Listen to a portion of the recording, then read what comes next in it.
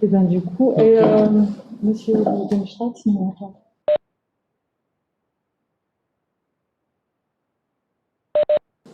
Bonsoir à tous. Donc Jean-Baptiste Couder, chef de projet à la métropole. Je vous remercie d'assister à la réunion publique de ce soir. Avant de commencer, préciser quelques éléments. Donc, nous allons démarrer cette réunion et pour le confort de tous, les micros et les caméras de chacun ont été coupés. Pour les personnes qui assistent en distance, vous avez la possibilité de poser des questions tout au long de la réunion, bien sûr, en utilisant la fonction chat que vous avez en bas à droite de votre écran. Vos questions sont bien sûr récupérées et énoncées lors de l'échange que nous aurons au cours de la réunion. Et pour ceux qui n'auront pas eu les réponses à leurs questions, on pourra répondre par écrit à la suite de la réunion. Et à noter bien sûr que la réunion publique sera enregistrée. Voilà. Donc je passe la parole aux élus qui vont maintenant se présenter. bonsoir à tous.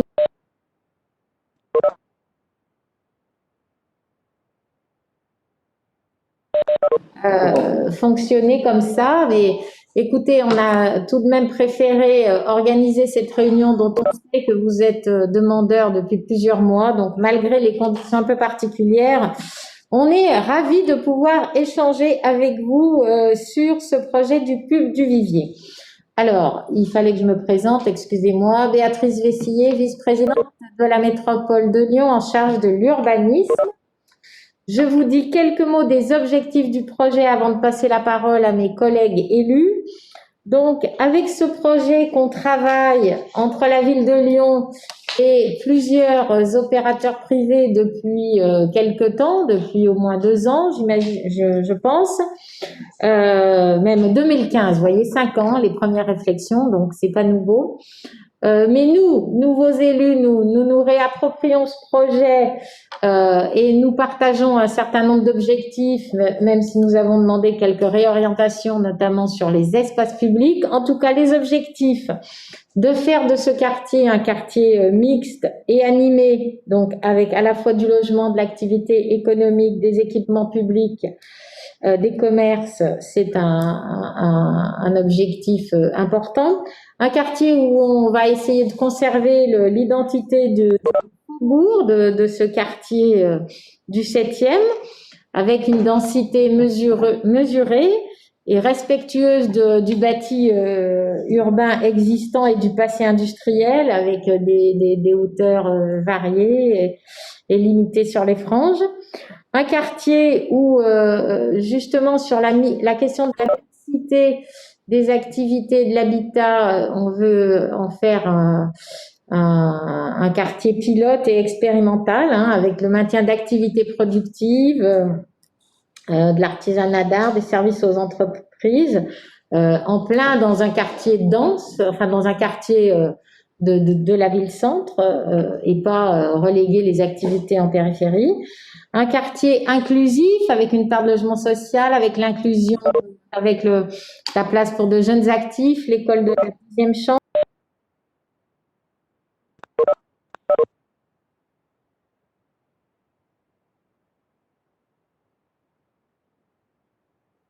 Des espaces publics apaisés, végétalisés, partagés.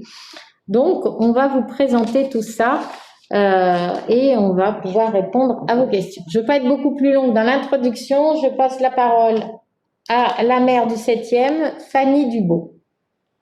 Bonsoir à toutes et tous. Merci Madame Vessillier pour cette présentation. J'ai pas grand-chose à ajouter. Je voudrais saluer, parce qu'il y a des adjoints du 7e qui sont présents en visio et qui pourront peut-être intervenir selon les sujets des échanges. Il y a Boris Miachon-Debar qui est donc adjoint à l'urbanisme dans le 7e, et puis Vincent Monod, adjoint aux mobilités et à la tranquillité publique. Donc s'il y a des questions qui concernent ces sujets-là, on pourra évidemment y répondre.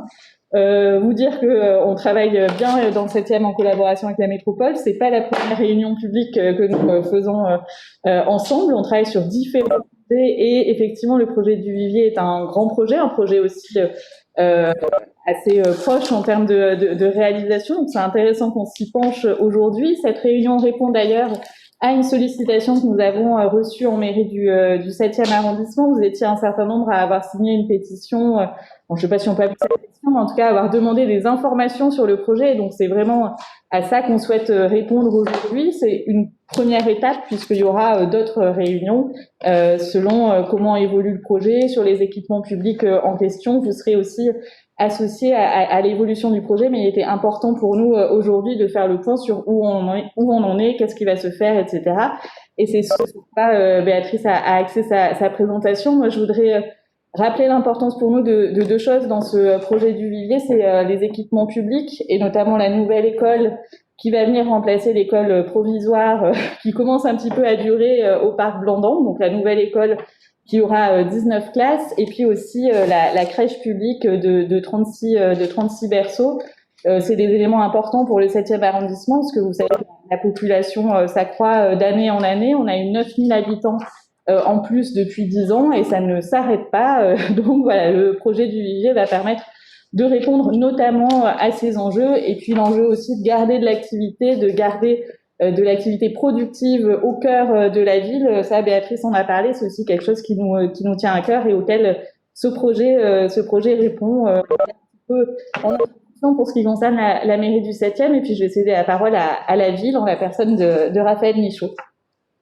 Bonjour à tous, Raphaël Michaud, élu du 7e arrondissement, mais ici représentant le maire de Lyon, donc adjoint au maire en charge de l'habitat et de l'urbanisme. L'occasion pour moi de rappeler que pour la mairie centrale, l'objectif c'est que chaque projet participe à la transition de Lyon, et à ce titre-là, ce projet est intéressant. C'est un projet dont on hérite, qui date de 2015 avec des premiers cadrages, des premières études. Un contrat qui a été signé avec des opérateurs en 2017 avec des acteurs de la promotion immobilière, pour du logement, pour des équipements publics, pour des espaces publics. Et c'est une vraie opportunité de résorber cette friche. Enfin, moi, ça fait des années que je passe devant et je me réjouis de savoir que là, on va arriver à transformer cette friche en un quartier habitable et confortable, aussi bien pour les piétons que pour les usagers.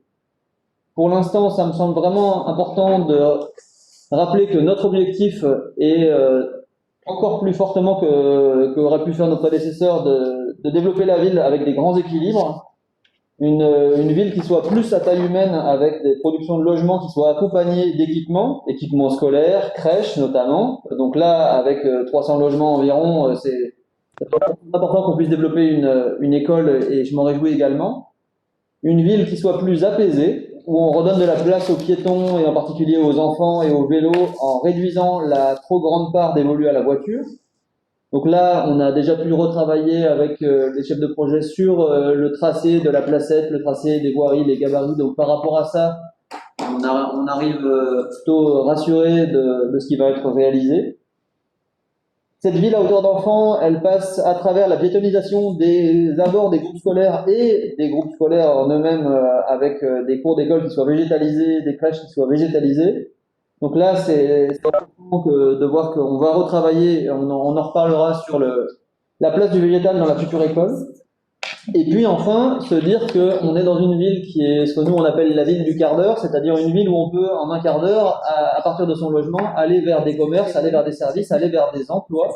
Et à ce titre-là, le fait que on ait réussi à garder des locaux d'activité, des locaux pour des écoles, des locaux pour de l'emploi, fait que ce quartier de Faubourg va pouvoir continuer à vivre. Et il y a un vrai attrait à ce que ce projet se développe, c'est que voilà, on a des locaux qui peuvent être facilement adaptés pour être soit pour de l'artisanat, soit pour une école, soit pour d'autres éléments.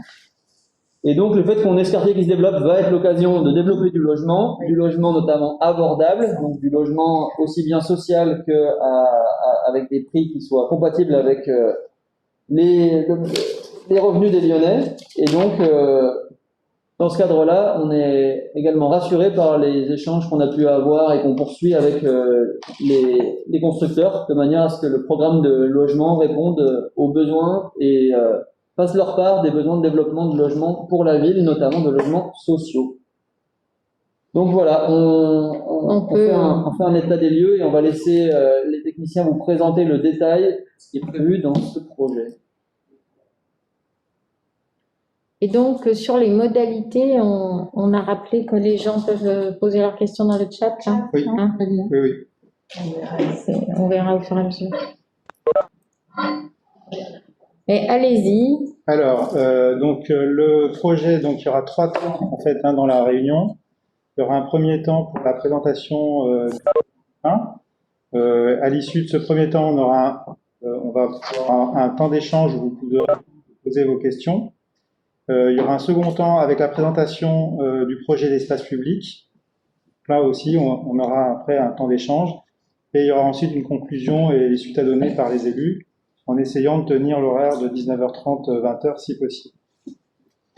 La présentation du projet urbain. Donc, le périmètre du projet, comme vous le savez, porte sur environ 3 hectares. Il est divisé aujourd'hui en 5 grands tènements fonciers, dont 3 sont maîtrisés aujourd'hui par des opérateurs immobiliers. Donc on a le tènement de Duval-Villogia qui est de 1,7 hectares. Le tènement qui était les anciens garages Volvo sont maîtrisés par le groupement Eiffage et puis le tènement maîtrisé aujourd'hui par Patriarcat qui accueillait anciennement l'usine Radielec. Et puis, on a la ville de Lyon qui est propriétaire aussi d'un foncier sur lequel elle envisage de réaliser un groupe scolaire. La métropole, donc, comme l'a exprimé Béatrice Dessilier, avait demandé à engager une réflexion en 2015 et avait demandé à l'agence d'urbanisme une étude pour encadrer le développement de ce secteur et définir les orientations urbaines. Un travail partenarial a ensuite été engagé avec les opérateurs privés pour définir un projet urbain d'ensemble dont les grandes orientations ont été traduites dans le plan local d'urbanisme opposable depuis 2019. Et les objectifs publics qui sont les suivants aujourd'hui sont faire émerger, effectivement, c'est tous les objectifs qui ont été rappelés en introduction, faire émerger un quartier mixte, actif, accueillant différentes fonctions, activités, logements, équipements publics, commerce, maintenir les activités économiques en ville, qui est un objectif fort de la métropole, en proposant une offre de locaux neufs en centre-ville, adaptée aux petits artisans, créer un quartier apaisé en donnant la priorité aux piétons, tout en préservant la fonction de desserte pour les riverains et les activités, et relier le nouveau quartier à son environnement en conservant l'identité faubourienne du quartier, en respectant l'environnement urbain existant et en préservant son identité. Et aussi, enfin, en réintroduisant des espaces végétalisés sur un quartier qui en manque cruellement. Donc sur cette base, les opérateurs et les collectivités ont travaillé ensemble à l'élaboration d'un projet urbain Donc voici la maquette qui avait été validée en 2017, qui propose une programmation mixte d'activités et de logements, donc avec des logements qui sont plutôt situés en cœur d'îlot, avec des densités et des hauteurs qui sont raisonnées, des hauteurs de 13 mètres qui sont à proximité des habitations existantes, en limite de cœur d'îlot. Des activités et des bureaux qui sont plutôt positionnés le long de la rue du Vivier, avec la volonté de créer de la mixité verticale en ayant des activités en rez-de-chaussée, soit des bureaux, soit des logements sur une partie du projet. Et puis la création d'une nouvelle trame en fait végétale avec des cœurs d'îlot que vous voyez végétalisés. Le projet urbain est accompagné d'un programme d'équipement public, comme vous le savez, qui sera réalisé en partie par la ville de Lyon, des équipements publics dits de superstructure, en fait, un groupe scolaire de 19 classes et une crèche municipale en rez-de-chaussée d'un immeuble de logement qui sera réalisé par Biologia, donc une crèche de 36 berceaux. La ville de Lyon, de son côté, réalise les espaces publics avec notamment les voies de desserte, qui sont ici en vert un peu hachuré, donc qui correspondent en fait à la création de 2 voiries nouvelles et l'intégration de l'impasse des Chalets dans le domaine public métropolitain. La placette devant le groupe scolaire qui servira un peu de parvis, qui sera végétalisée, qui sera complètement piétonne, et une voie piétonne entre la rue du Vivier et l'avenue Berthelot. Donc pour la mise en œuvre, il y a un partenariat, effectivement, on l'a rappelé, entre la collectivité et les opérateurs qui cèdent finalement le foncier aux collectivités pour réaliser les équipements publics et participent financièrement de manière importante à la réalisation des concernant le phasage en fait du projet, donc là on est sur le tènement qui est maîtrisé aujourd'hui par l'indivision Duval et Biologia. Donc ce premier projet sera réalisé par Duval Biologia qui réalisera un programme mixte d'environ 200 logements, comprenant des bâtiments à usage de bureaux, des activités, donc des services. Et cette tranche-là aussi qui accueillera une crèche municipale. Et cette opération, elle sera réalisée en 2 phases. Une première phase qui est déjà en cours, en fait, qui est développée par l'opérateur Duval, avec l'agence d'architecture AA Group, avec les constructions des bâtiments A et C que vous voyez ici en rose. Les bâtiments sont livrés dans les prochaines semaines et les bâtiments ont été cédés à un investisseur aujourd'hui qui est la société foncière lyonnaise. Et le bâtiment C, que vous voyez ici, accueillera en fait l'entreprise Rexel qui est aujourd'hui encore sur le site et qui sera relocalisée, et l'école de la deuxième chance. Donc sur le bâtiment A, la commercialisation, tous ces bâtiments seront livrés d'ici mars 2021. Il y a une seconde phase de ce projet, comportera donc une seconde phase et qui sera réalisée par 2 opérateurs différents, donc évidemment Duval qui réalisera un premier macro-lot, si on peut appeler ça comme ça, qui sera réalisé par l'agence d'architecture Archigroup. Le bâtiment B que vous voyez le long de la rue du Vivier accueillera des bureaux, des activités, et les bâtiments D et E accueilleront des logements avec aussi une partie d'activité en rez-de-chaussée. On aura ici sur ce lot environ 80 logements qui seront développés en accession libre et intermédiaire. La phase 2 sera un autre macro-lot qui sera développé par Biologia de son côté, avec l'agence d'architecture AA Group. Il est prévu sur ce macro-lot environ 90 logements en accession abordable et en locatif social, plus une résidence spécifique pour les jeunes actifs. Biologia sur cette opération cédera un local à la ville de Lyon, comme je l'ai dit tout à l'heure, pour réaliser la crèche municipale de 36 berceaux. Et le bâtiment G, que vous voyez le long de la route de Vienne, accueillera un local commercial en rez-de-chaussée.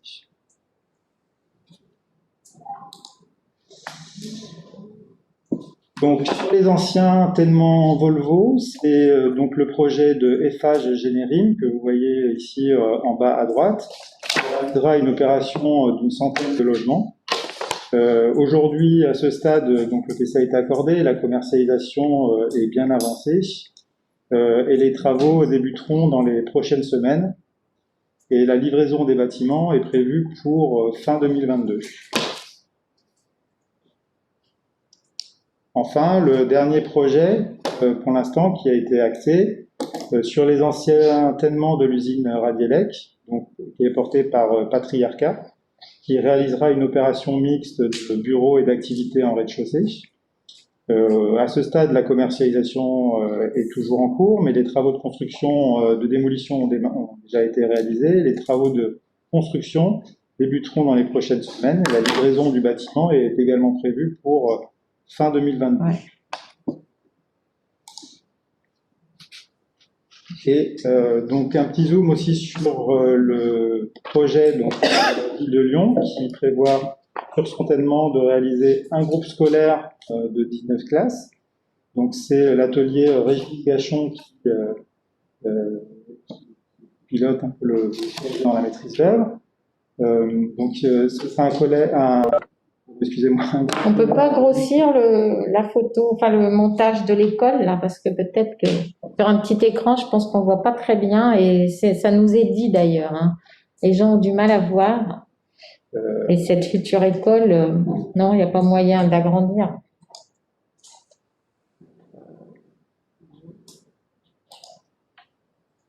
Bon, voilà. À jouer. Hop, excusez-moi. C'était c'est ça.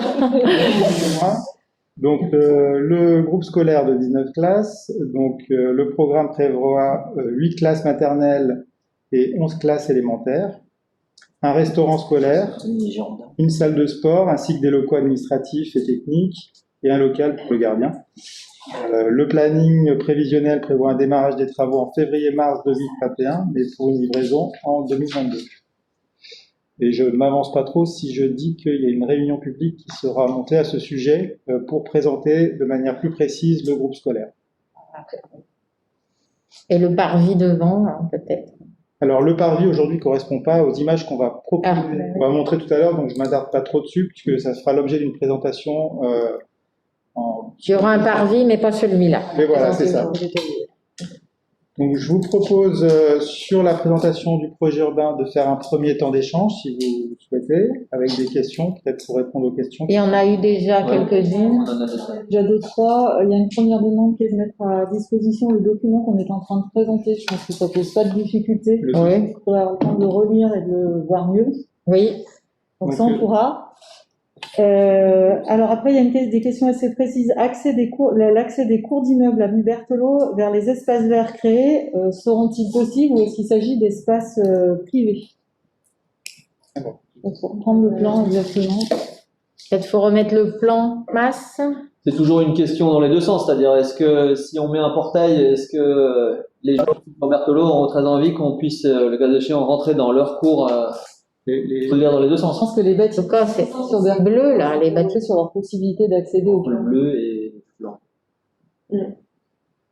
Logiquement, les cœurs d'îlots ne seront pas accessibles aux habitants qui sont situés dans les immeubles existants de long de la rue Berthelot.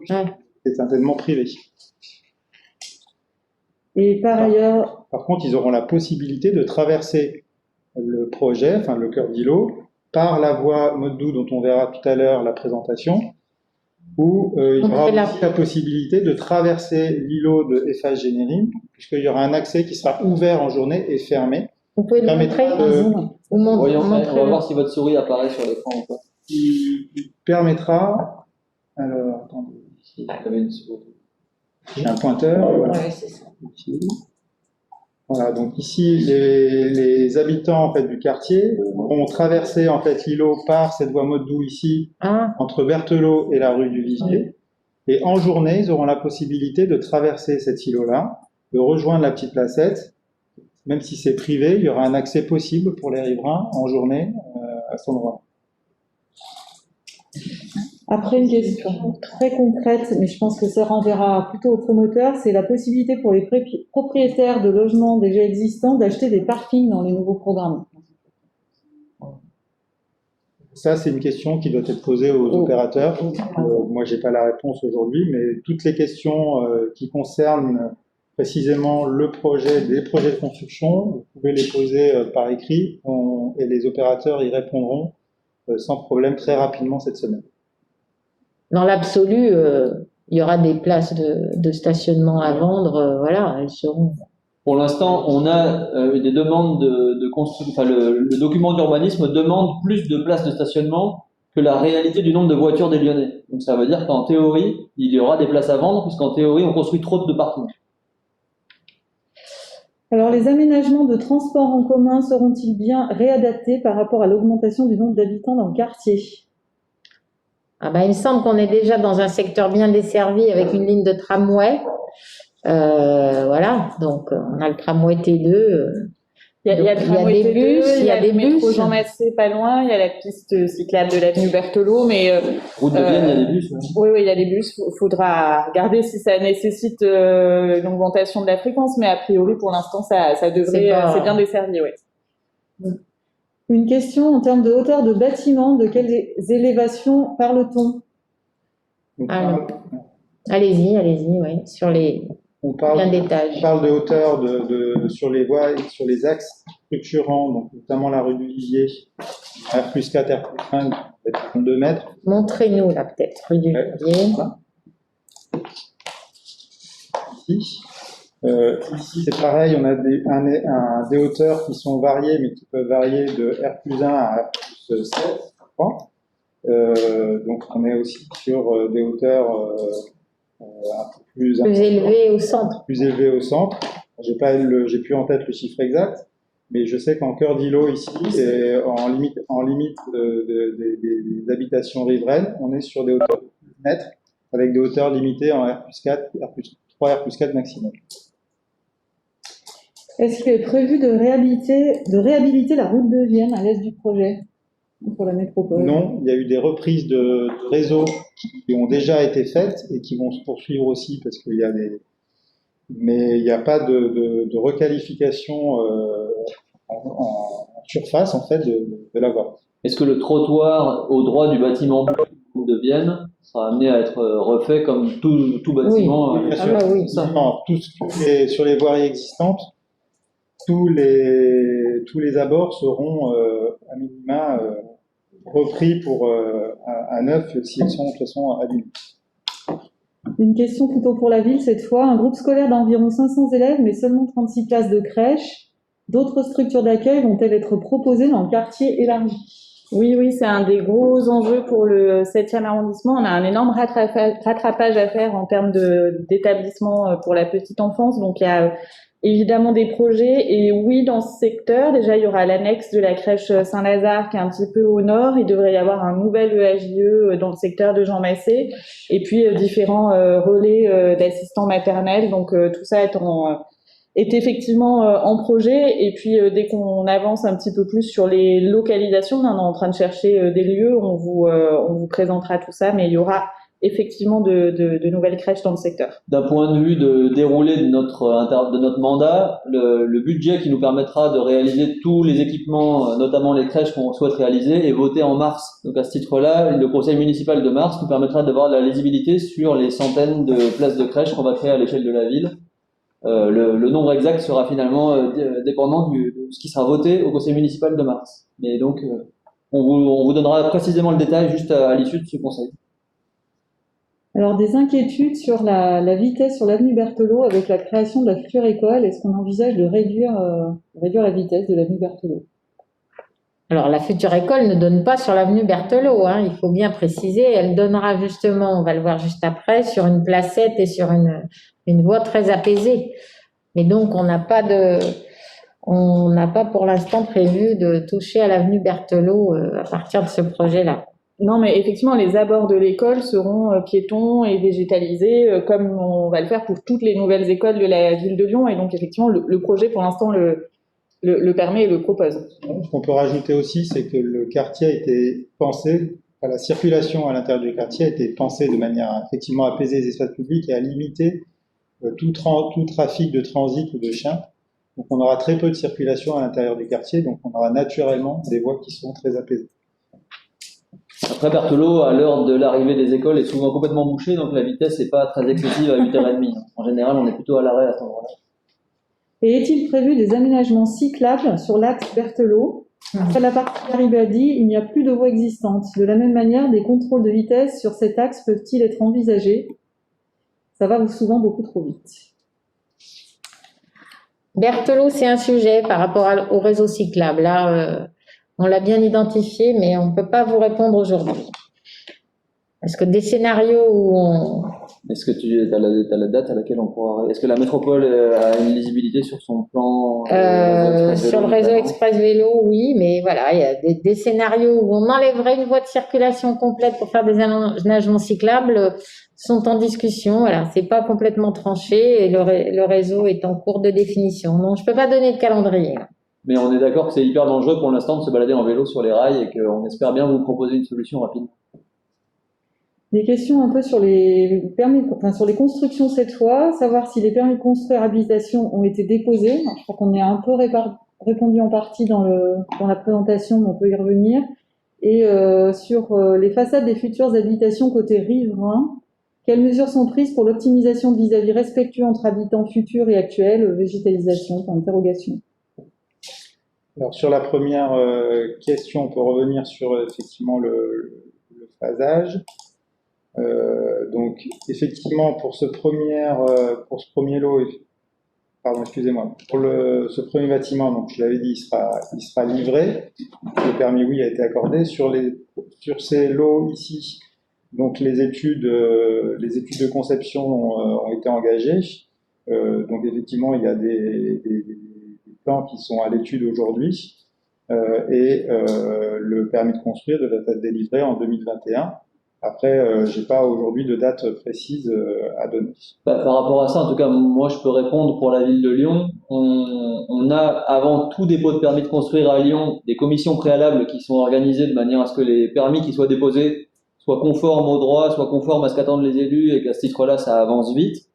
Pour l'instant, on a les ultimes commissions préalables qui sont attendues dans les jours qui viennent et donc normalement le dépôt des permis devrait être très rapide. Je pense que j'espère au premier trimestre, si on arrive bien à caler les ultimes détails, de manière à ce que du coup vous ayez les permis qui soient délivrés en 2021, comme vient de l'annoncer M. Coudet.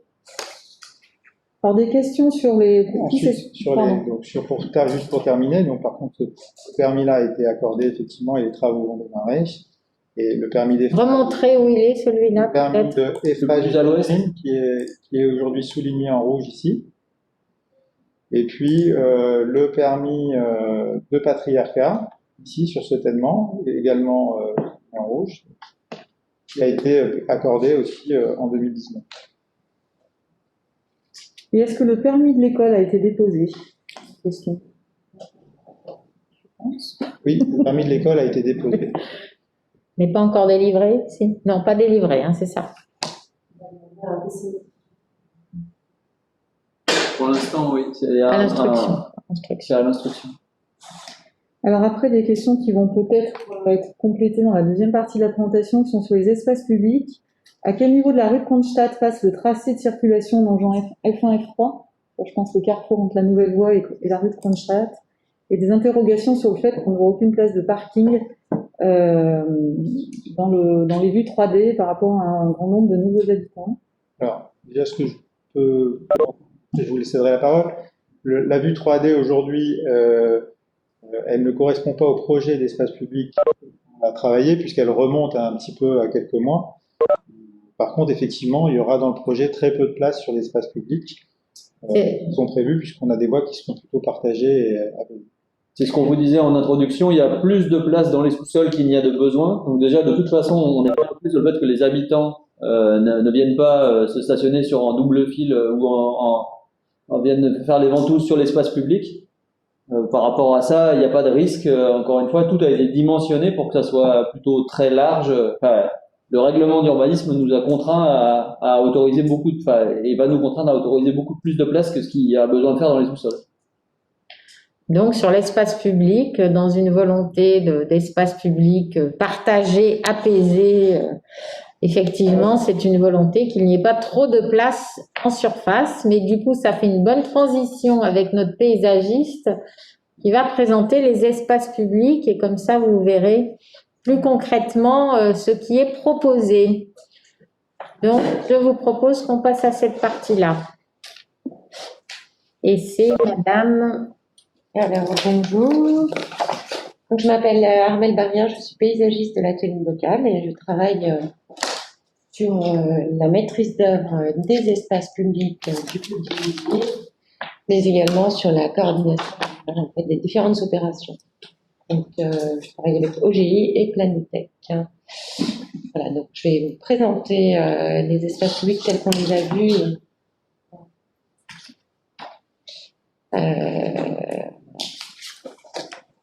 Ah, vous parlez plus. Oula, alors là, je pense que ça va pas être très lisible. On entend? Ouais. Ah, d'accord. C'est bon. Allez, bon week-end. Voici le plan d'aménagement d'ensemble des espaces publics tel qu'on l'a travaillé avec les élus, donc et avec une vraie ambition de qualité et d'aménagement paysager sur ces espaces.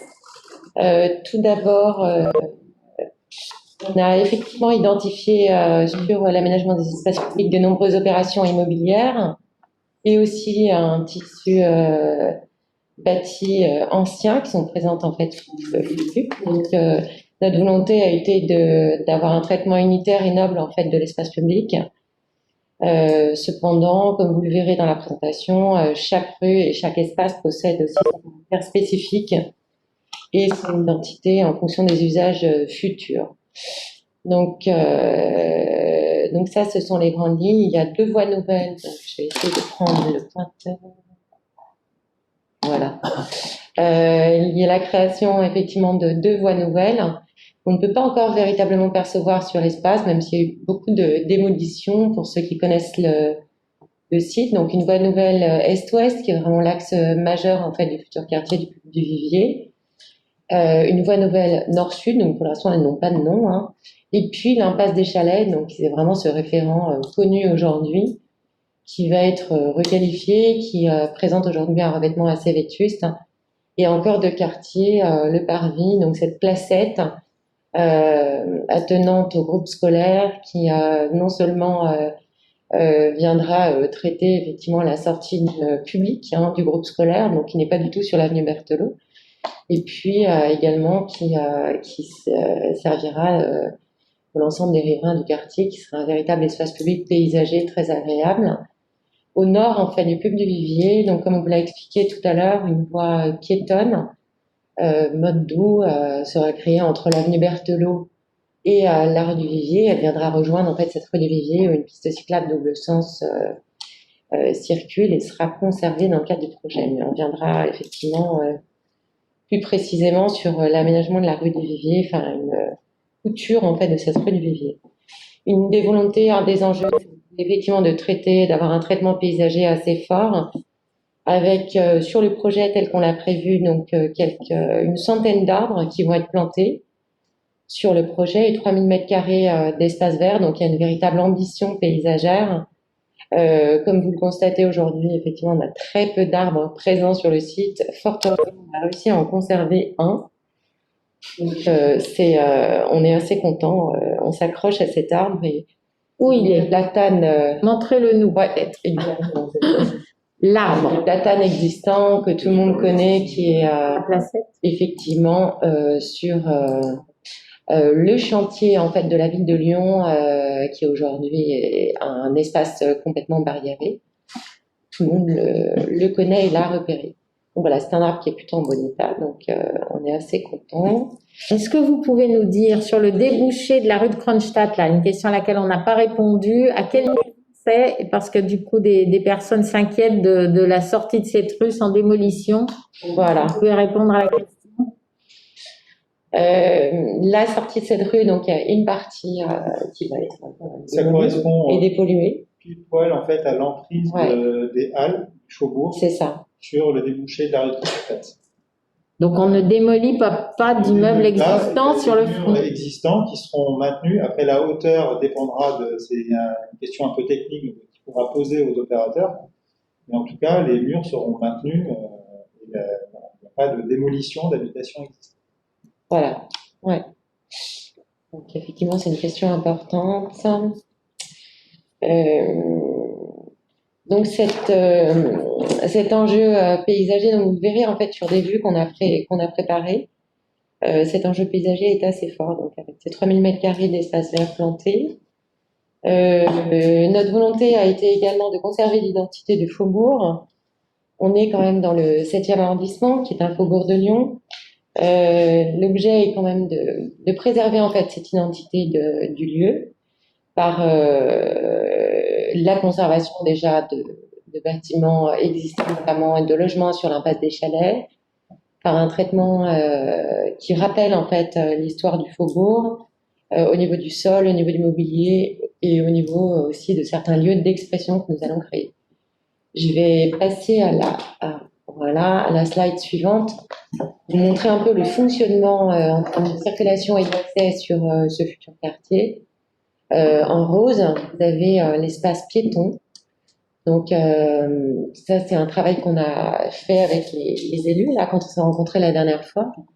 L'idée, c'est effectivement de sanctuariser, je dirais, l'espace conjoint et connexe au groupe scolaire et d'avoir donc un espace piéton relativement large qui va prendre en fait une partie de la voie nouvelle, donc le secteur est en fait de la voie nouvelle est-ouest. En vert, vous avez toutes les zones de rencontre. Donc les zones de rencontre, ce sont des espaces partagés entre véhicules et piétons où on vient, je rentrerai dans le détail, on vient créer certaines zones de refuge. Les flèches rouges, en fait, sont tous les accès véhicules. Donc, comme vous le voyez, on a pris en compte les accès véhicules, en fait, de l'impasse des Chalets, où on a des entrées charretières, en fait, pour des véhicules. Un accès véhicule sur le site de Eiffage au parking souterrain. Sur la voie nouvelle Est-Ouest, donc, on a tous ces accès véhicules liés aux activités, aux futures activités, plutôt du côté de la voie de chemin de fer. Et puis l'entrée du parking souterrain en fait de tout ce tènement des îlots sur la route de Vienne. En rouge, nous avons mis les parkings et les stationnements livraison inhérents à l'activité en fait. Alors, quelque chose. Je voulais juste rajouter un aspect qui est quand même important sur la zone piétonne. Devra rester donc accessible en fait aux véhicules de service, ordures ménagères bien sûr, défense incendie, c'est une condition sine qua non du projet. Mais elle sera piétonne et pas accessible aux véhicules des riverains. Aux véhicules particuliers. Voilà. Bon voilà, sur l'impasse des Chalets. Donc, je vais essayer d'accélérer, je sais pas combien de secondes. Alors, je vais essayer de vous présenter rapidement en détail effectivement l'ensemble des espaces. J'ai accès. Ouais, tout à fait, mais j'ai plus de mal. Alors, l'impasse des Chalets, donc c'est une voie de 8 mètres de large, donc c'est pas une voie très large. Sur laquelle on a créé un espace partagé, une zone de rencontre avec un espace circulé de 3,50 m. Il n'y aura pas de stationnement sur cette impasse des Chalets. On va effectivement, l'espace circulé, donc piétons et véhicules, sera situé au niveau du groupe scolaire. Donc là, comme vous le voyez, on a essayé de garder l'esprit du faubourg avec une présentation en pied de bâtiment.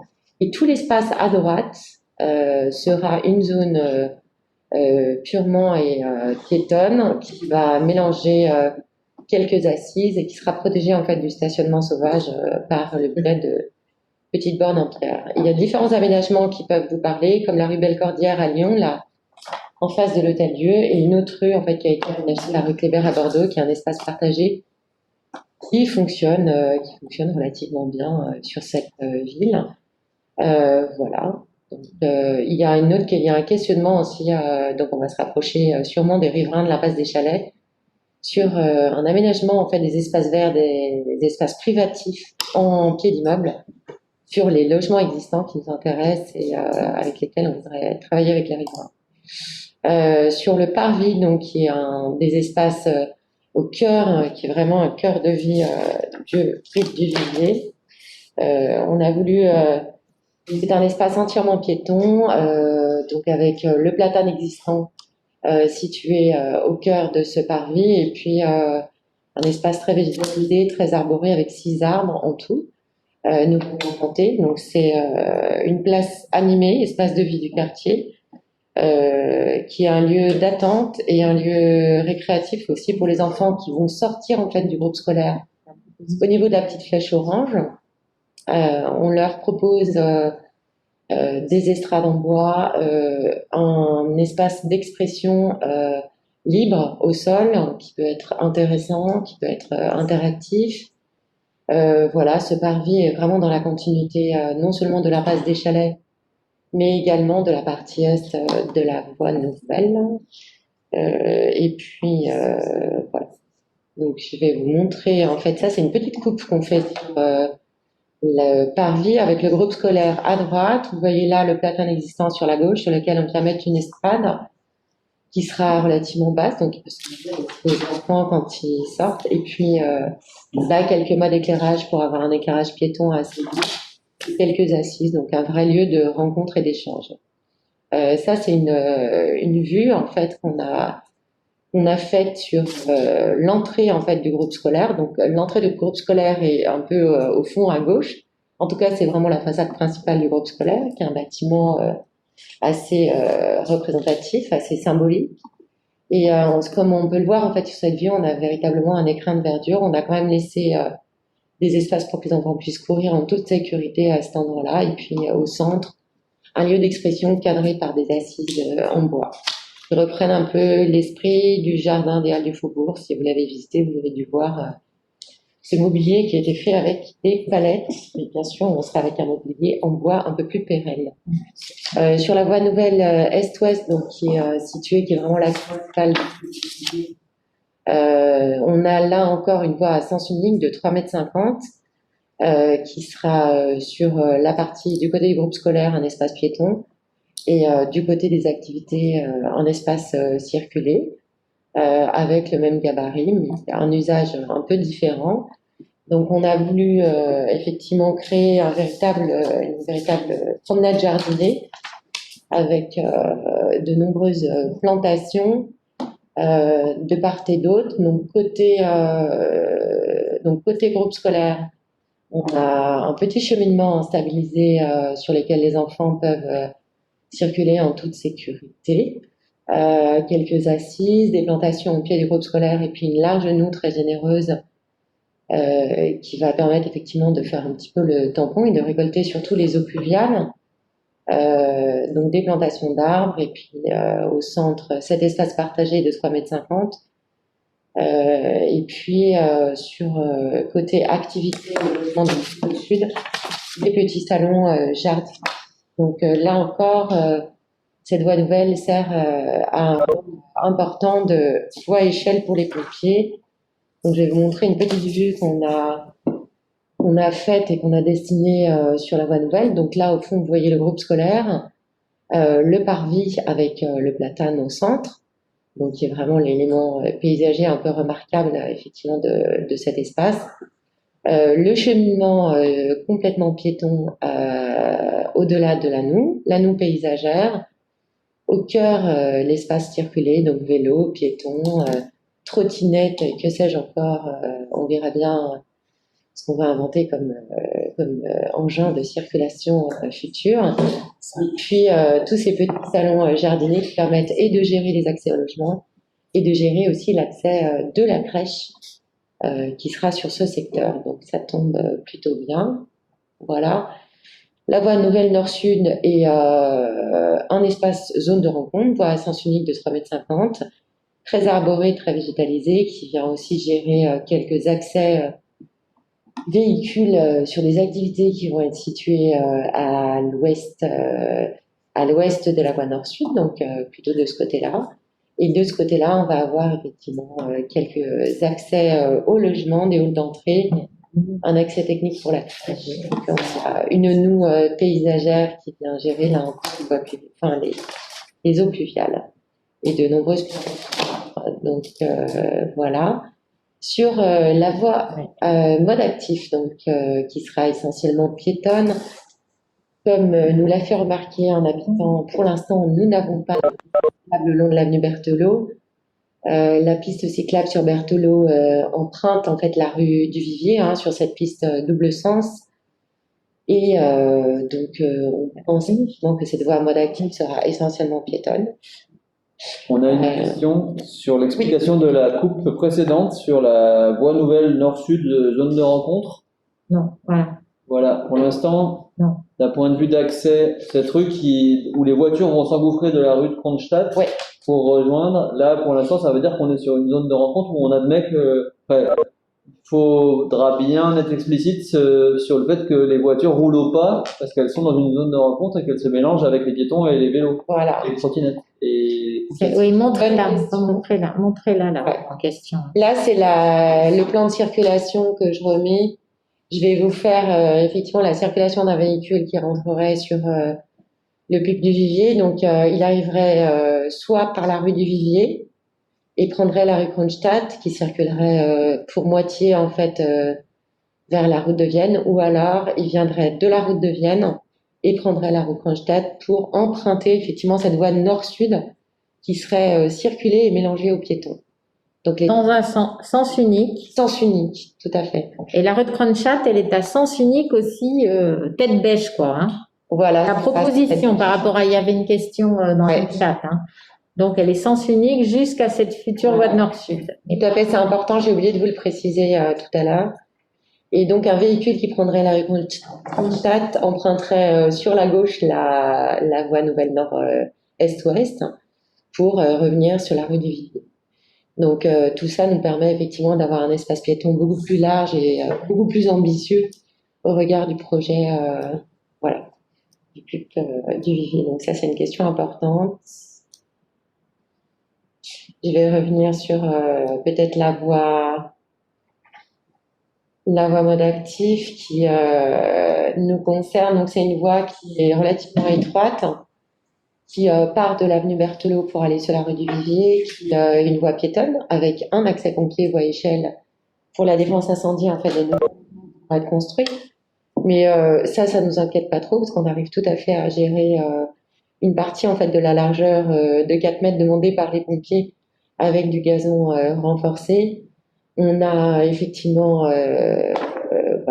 on a une végétalisation possible qui est relativement étroite sur la première partie en fait de cette voie mode active. Cela vient s'élargir en fait sur les bouts. Côté du Vivier, on a l'entrée en fait des futurs bureaux de patriarcat dont vous avez parlé tout à l'heure, qui est vraiment une petite placette, encore une nouvelle petite placette sur le quartier élargie, qui va à la fois gérer l'entrée des bureaux et la sortie de cette voie mode actif sur la rue du Vivier, et elle sera en sens unique. Donc, comme vous pouvez le voir sur cette vue, là encore, la voie mode actif est fortement végétalisée. On a essayé de rendre perméable un maximum le sol avec un accès véhicule lourd, sans les pompiers. Voilà. La rue du Vivier. Donc, la rue du Vivier, à la fois, donc, je crois qu'il y avait une question sur la rue du Vivier, qu'elle ne va pas être aménagée dans son ensemble, parce que ce n'était pas l'objet, effectivement, du pub du Vivier. En revanche, elle va quand même subir une métamorphose pour notre plus grand bonheur. Aujourd'hui, la limite de la rue du Vivier, donc c'est le petit point rouge, c'est cette limite-là, en fait. Donc, les murs qui ont été démolis là récemment arrivaient sur cette largeur-là.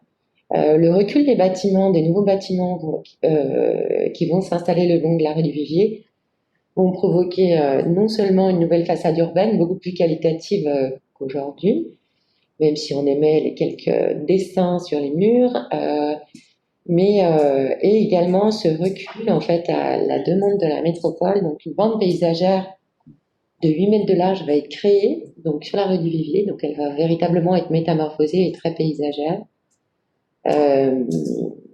On a demandé, on travaille en collaboration avec les opérateurs de façon assez proche. On leur a demandé effectivement d'élargir la circulation piétonne également. Donc le trottoir sera beaucoup plus généreux parce qu'aujourd'hui il est très étroit. Nous, notre intervention en maîtrise d'œuvre, elle va être ici en fait, au niveau de la bordure existante. Il faut imaginer la bordure existante, on va l'enlever, on va la reprendre et on va reprendre une partie du caniveau. Pour l'instant, le sujet est un peu plus complexe sur la reprise effectivement de la structure, parce qu'il y a une reprise de structure. La chaussée, quoi. La chaussée circulée. La chaussée Parce que là, il n'y a pas de voiture, mais on maintient bien. Ça demanderait effectivement une intervention beaucoup plus lourde, mais voilà, c'est en cours de réflexion. À noter juste que la bande des 8 mètres, donc c'est une marge de recul qui est au plan local d'urbanisme, donc c'est-à-dire ça reste privé, c'est un bâtiment qui s'implante à 8 mètres de la limite séparative, et les espaces verts seront sur cette bande seront aménagés par les promoteurs dans le cadre de leur projet et discutés avec la métropole. Et entretenu par les copropriétés. Et du coup, si on est précis, est-ce qu'on sait déjà à ce stade s'il y a une clôture entre ces espaces verts et l'espace public? Non, il y aura des espaces non, il n'y aura pas de Il n'y clôture. aura pas. Remettez peut-être Très bien. un plan. C'est des questions sur la conservation du mur de la SNCF. Oui, Délabré et tagué. voilà. C'est de l'autre côté de la rue. Tout à fait. Pour d'autres, c'est aussi un marqueur du quartier, donc tous les Ouais. sont négatifs. En fait, l'événement SNCF dont parle la personne, c'est celui-là, là, sur la droite. On a un tout petit trottoir, la piste cyclable double sens, et effectivement, c'est un mur qui fait à peu près 4-5 mètres de haut. C'est un marqueur, oui, assez identitaire du quartier. Ouais, alors peut-être pas ces tags exactement comme marqueur du quartier, mais le côté un peu artistique qu'on souhaite garder dans le 7e arrondissement. Et donc pourquoi pas effectivement travailler avec le conseil de quartier, avec les futurs habitants, à un embellissement et à des fresques dans ce quartier-là. Voilà, donc à garder comme idée en tout cas. Juste un petit rappel, c'est un mur qui appartient à la SNCF, mais je pense qu'on peut effectivement se rapprocher de la SNCF pour voir. Je parlais pas uniquement de ce mur d'ailleurs, hein, mais... Et si on compare avec ce qui a été fait sur la place Jean Massé, la mairie a bien réussi à mettre des bâches suspendues sur le mur, sans toucher au mur SNCF et sans toucher à la propriété. On a juste été mettre des bâches. Là, c'est peut-être un peu, si on peut faire mieux, c'est tant mieux, mais à minima, les bâches, ça semble quand même, ça a déjà été fait, donc pourquoi pas. Oui, il y a des questions sur la circulation dans le secteur. Oui, allez-y. Il y en a eu pas mal. Si je remonte au début du chat, il y avait des questions qui avaient été déjà posées dans la première partie à propos des commerces. Quel type de commerce? Il y aura des besoins de commerce de proximité vu le nombre d'habitants qui vont arriver, d'autant plus si on nous demande d'éviter de prendre sa voiture. Est-ce que vous avez d'infos sur les commerces? Quelques commerces sur la route de Vienne, hein, c'est ça? Et alors, on sait encore quel type de commerce, sans doute pas encore. Voilà. Ah, peut-être. Remettez-nous un plan d'ensemble. Alors, ici on a, on va dire, une petite polarité commerciale ici au niveau de l'intersection de l'avenue Berthelot et de la route de Vienne. Et le projet vient de rajouter un local commercial de 250 mètres carrés en pied de cet immeuble-là. Donc le bâtiment qui est à l'angle de la route de Vienne et de la future voie nouvelle. En revanche, les deux autres pieds d'immeuble seront plutôt dédiés, sur ce bâtiment-là, il y aura une résidence jeunes actifs, donc il n'y aura pas de commerce en rez-de-chaussée, et sur cet immeuble-là, il y aura la crèche de 36 berceaux. En fait, on aura un local commercial uniquement à cet endroit-là qui viendra compléter en fait la polarité qui est existante.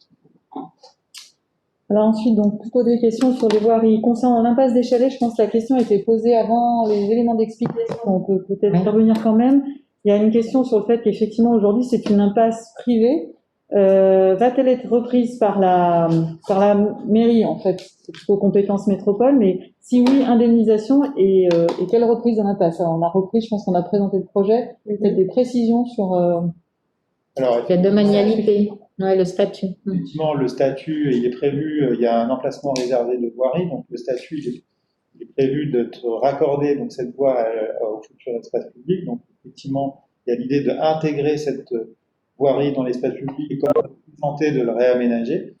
Et effectivement, il y a des discussions qui sont encore aujourd'hui avec les riverains et les représentants des riverains, justement, pour indemniser au titre de cette intégration dans le domaine public. Il faut quand même aussi rappeler que c'est une voirie qui est aujourd'hui extrêmement dégradée, dont la métropole va emporter la gestion demain. Là, c'est pas non plus viable.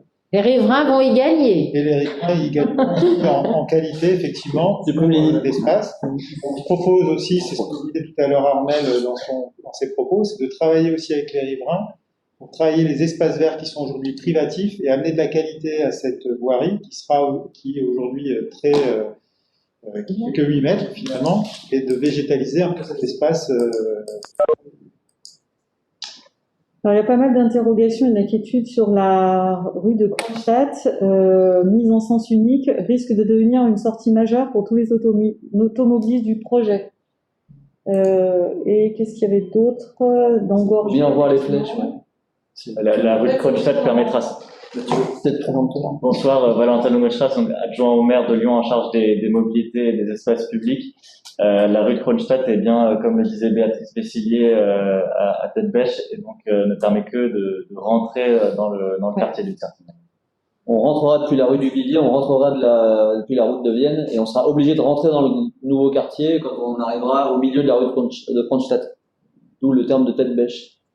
Et il faut bien aussi avoir en tête que le nouveau quartier, donc il y a environ, ce qu'on disait tout à l'heure, environ 300 logements à terme qui seront prévus, ce qui va générer finalement assez peu de trafic, même riverain à l'intérieur du quartier. Les études de circulation montrent qu'on a un trafic vraiment très faible. Il n'y aura pas, au contraire, c'est plutôt des centres de circulation qui sont proposés justement pour apaiser encore plus le quartier et éviter justement des chaînes depuis Berthelot, du Villiers ou des voies structurantes. Bon, il y a eu d'autres interventions sur la question des transports en commun en disant qu'en fait le tram était saturé ainsi que le métro et qu'il y avait quand même un besoin sur ce sujet. Le tram est saturé, et ben alors, je sais qu'il l'est à Grange Blanche, mais s'il l'est déjà sur l'avenue Berthelot à ce niveau-là, pour l'instant, on n'a pas prévu d'augmenter la fréquence du T2. Il y a des nouvelles lignes de tram sur l'ensemble du réseau, mais ça ne concerne pas directement le quartier. Après, l'automatisation de la ligne B à Jean Massé va donner de la capacité, là, on peut au moins dire ça.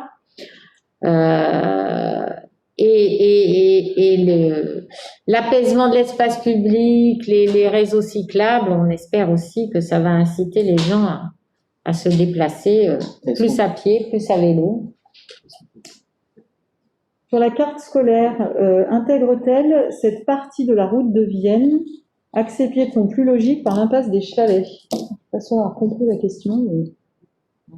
La carte scolaire. Ah pardon, la carte scolaire, alors le périmètre scolaire en fait, où on fait partie les enfants dans chaque école de l'arrondissement, donc il va pas changer pour 2021 en même temps, voilà, c'est normal, l'école ne sera pas ouverte, on n'a pas encore commencé le travail, c'est un travail qu'on fait conjointement avec l'éducation nationale, l'inspecteur d'éducation nationale du secteur, et donc le travail n'est pas encore commencé, ça se fera selon les déménagements, la mobilité interne à l'arrondissement, les nouveaux arrivants, et donc ça va commencer à l'automne 2021, où on informera les parents d'élèves et notamment ceux de l'école provisoire Blandan actuelle qui doivent se poser des questions, mais ce travail n'est pas encore entamé. Y a-t-il des points de passage sécurisés de prévus entre les rues du Vivier, Kronstadt ou Toulon qui paraissent dangereux pour l'instant pour les vélos? On parle pour les cycles. Oui, alors effectivement, les intersections, il est prévu de reprendre les intersections aux abords des voiries existantes, et notamment de proposer un plateau entre la rue et la voie nouvelle qui sera créée justement pour gérer les flux et apaiser les flux. Il y aura aussi, il y a un point qui reste encore peut-être à préciser dans le projet, à l'intersection de la voie mode doux, finalement, et les piétons et les cycles qui vont sortir. Donc l'idée, c'est de pas proposer un plateau là, mais plutôt d'avoir une traversée sécurisée, plutôt de les faire même remonter, si possible, vers le plateau, justement, qui sera, lui, sécurisé pour éviter, justement, trop de flux. Et puis, il y a les intersections aussi avec les voiries existantes qui doivent être travaillées. L'idée étant, quand on arrive depuis la route de Vienne et qu'on arrive sur les voiries nouvelles, c'est plutôt d'avoir un trottoir qui sera traversant à cet endroit-là, où on a l'idée de rentrer dans un quartier qui est apaisé, de ne pas inciter à la circulation. En fait, ici, on n'aura pas de carrefour qui sera aménagé. Ce sera plutôt un trottoir traversant et plutôt des espaces qui seront dédiés aux piétons pour éviter justement qu'il n'y ait pas de circulation ou une volonté de vouloir pénétrer à l'intérieur du quartier, que ce sera, je le rappelle, à cet endroit-là, une zone piétonne. Et enfin, peut-être, deux questions qui se rejoignent un peu là. Je reviens sur les bâtiments et le traitement des vis-à-vis entre les nouveaux bâtiments et les anciennes habitations, et notamment, plus spécifiquement pour les habitations actuelles de Kronstadt. Je trouve qu'il y a peu d'arbres pour protéger les vis-à-vis. Et qu'il y a de la hauteur. J'avais vu aussi une remarque sur des hauteurs qui paraissaient élevées en cœur d'îlot. Par rapport à ça, justement, ce qui est important de rappeler, c'est que les bâtiments qui sont construits le plus près de Kronstadt sont des bâtiments qui font 3 niveaux plus le rez-de-chaussée. Donc par rapport à ça, on est sur des bâtiments relativement bas et les hauteurs sont exclusivement sur le long de la voie nouvelle. Donc à ce titre-là, ce que vous voyez ici, les bâtiments E2, E3 et F3, c'est-à-dire ceux qui sont le plus en bas de la carte, là en bas du plan. Mais ils sont très là, ils sont bas. 13 Il n'y a mètres. pas de risque d'ombre portée. On n'aura pas de masque sur le soleil particulier à craindre. Et sur les vues, on est, là j'ai pas la distance à l'œil, mais on est sur plus de 20 mètres à l'œil. Donc on n'a pas de vue directe immédiate. Vous voulez compléter? Sur la rue Kronstadt? Bon, sur tout ça. Non, mais c'était tout à fait techniquement, on sera, comme je le disais tout à l'heure, à 13 mètres. On avait vraiment un projet qui a été justement pensé pour se mettre quasiment, je dirais pas à hauteur, mais en tout cas pour gérer cette transition de hauteur entre le projet et les habitations. Et il y a des distances effectivement aussi qui sont respectées avec des cœurs d'îlots qui seront très végétalisés. On n'a pas aussi on pourra peut-être le montrer dans une phase ultérieure, mais aujourd'hui, on voit que c'est quand même des cœurs d'îlots qui sont assez importants et généreux et qui seront largement ouverts et végétalisés. Mais la vue sur Fourvière sera bouchée, nous dit-on. Ça dépend où. C'est sûr que pour l'instant, oui, on est sur une friche, donc je confirme que oui, pour l'instant, à partir du moment où on construit et où on crée du logement et où on accueille notamment des nouveaux logements pour accueillir les Lyonnais, notamment voilà, avec du logement social, effectivement, on assume une part de densité et du coup de perte de vue pour certains. Après, on aura des bâtiments, pour juste terminer sur cette question, même le long de la voie nouvelle, les bâtiments même les plus hauts, qui seront quand même très ouverts, avec des césures importantes, qui permettront d'avoir des vues, un peu, de conserver des vues justement sur l'environnement. J'essaie de passer, je suis un peu sur les mêmes sujets. Il y avait une demande plus générale de savoir si il y aurait des réponses écrites à l'ensemble des questions posées. Je suis pas sûre que mais on pourra quand même récupérer, en tout cas par tous les écrits sont enregistrés, on pourra les récupérer et éventuellement sur certains points qui ont été oubliés ce soir.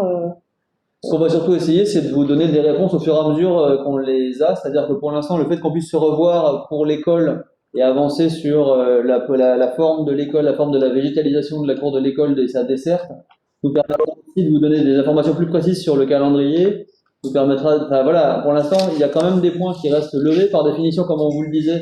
Il y a pas mal de permis de construire qui n'ont pas encore été déposés, donc à ce titre-là, il y a des ultimes calages en cours et donc il y a pas mal de questions qui sont encore en finalisation.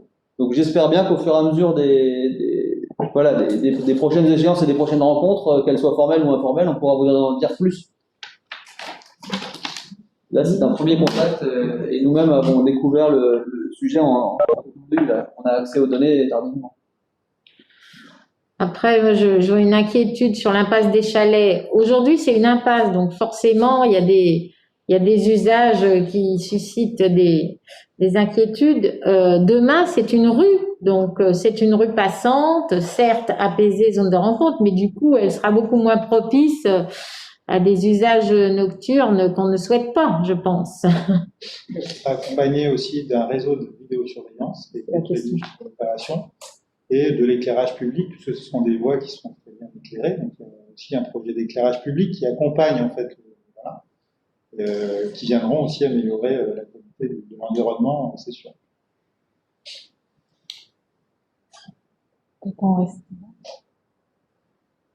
Est-ce qu'il y a d'autres questions, Mme Coulon? J'ai un peu très balayé. On passe à la suite, du coup, conclusion et suite. Oui.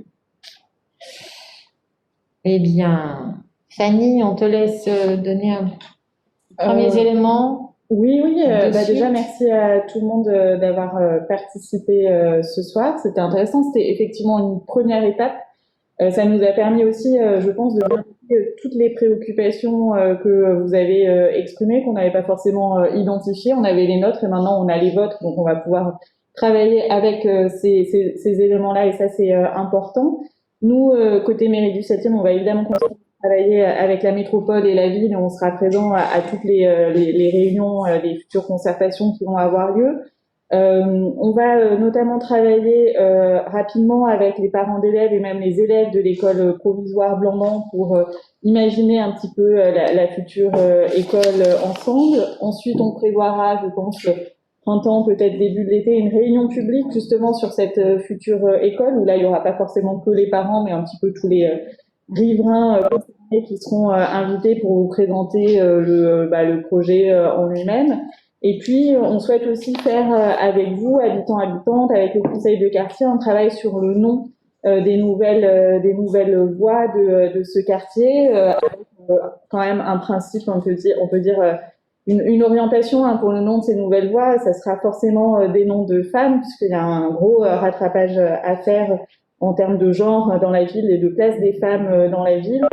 Et on aimerait rendre hommage dans ce quartier à un certain nombre de femmes qui se sont battues pour les libertés, notamment les libertés de la presse. Ça, c'est un peu nos orientations, mais on les confrontera avec vos idées, vos envies.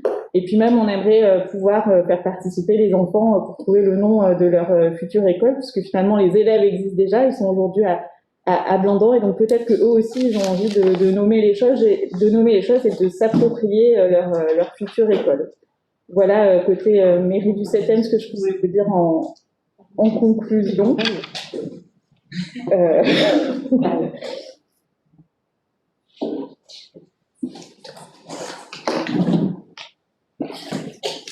Et du coup, côté de la métropole, que je vais essayer pour les suites à donner. Oui. Et je vous remercie aussi de cet échange et j'espère que le prochain sera dans des conditions plus conviviales parce que, encore une fois, c'est un peu frustrant pour nous comme pour vous de vous avoir seulement derrière l'écran et avec un chat. Alors, je réponds à quelques dernières questions sur la mixité dont certains d'entre vous disent qu'il faut la préserver. C'est effectivement un objectif. Donc, on aura bien sûr de la mixité sociale avec une résidence jeunes actifs. Donc, c'est du locatif social. On aura des logements en accession abordable par rapport au prix de l'immobilier que vous soulevez. Et on aura du logement locatif social classique. Donc, 50 logements abordables, 30 jeunes actifs et 40 locatifs sociaux sur 300. Donc, vous voyez, ça fait plus d'une centaine de logements sociaux ou abordables. Ensuite, donc là, justement, la suite des échanges. On vous proposera, on l'espère, dans une salle avant l'été, une nouvelle réunion sur les espaces publics. J'espère que d'ici là, on aura avancé avec les riverains de l'impasse des Chalets sur les questions d'acquisition foncière, avec les opérateurs aussi, puisque pour faire ces voies nouvelles, il faut qu'on ait aussi un contrat partenarial. Voilà, c'est le but du contrat partenarial. avec l'objectif de faire ces travaux d'espace public à la fin de l'année 2021. Oui, on démarre les travaux à la fin de l'année 2021. Qu'est-ce que j'ai dit? C'est ce que j'ai dit, de démarrer les travaux, voilà. Et il y aura 1 an de travaux d'espace public, on peut penser, un peu plus? Un peu plus, 18 mois, voilà. Les phasages. Ça dépendra aussi Avec les des opérations. constructeurs pour qu'on n'aille pas démolir via voilà, les espaces publics nouvellement créés. Donc on va attendre que les bâtiments sortent pour certains tronçons et certains secteurs. Et en tout cas, on engage fin 2021. Voilà, fin 2021, ces travaux d'espace public. Et donc, on espère pouvoir vous donner rendez-vous, on vous dit, avant l'été pour rediscuter plus précisément des espaces publics sur les enjeux circulation. On vous a présenté un certain nombre de propositions, travailler avec la ville. Voilà, on pourra en rediscuter éventuellement parce que je vois bien qu'il y a des inquiétudes sur la rue de Kronstadt notamment, mais l'objectif, vous voyez, c'est vraiment d'apaiser les rues alentours et donc ne vous inquiétez pas trop sur le trafic généré par cette opération parce que, bon, 300 logements, d'abord, les logements vont être livrés progressivement et ensuite, ça fait pas un flux si énorme que ça au quotidien, d'autant que tous les nouveaux habitants ne se déplaceront pas tous en voiture. Vous savez, la part de la voiture dans les déplacements quotidiens, elle est inférieure à 50% aujourd'hui et encore plus inférieure dans la ville centre, dans les déplacements quotidiens. Voilà. Eh bien, écoutez, je vous propose qu'on en reste là pour ce soir. Raphaël, si tu veux un mot. Merci encore, bonne fin de soirée et donc on vous donnera le PowerPoint et un relevé de nos échanges. On mettra ça sur le site internet de la mairie du 7e et de la métropole. Et on aura une information, pardon, je voulais de dire que pour l'opération du promoteur du Val, il va y avoir des travaux de démolition prochainement et le démarrage des chantiers. Vous aurez une information dédiée sur ce programme qui va démarrer aussi dans les semaines qui viennent. Là, les riverains directement concernés auront un flyer dans leur boîte aux lettres. Voilà, merci à tous. Bonne soirée. Merci, bonne soirée.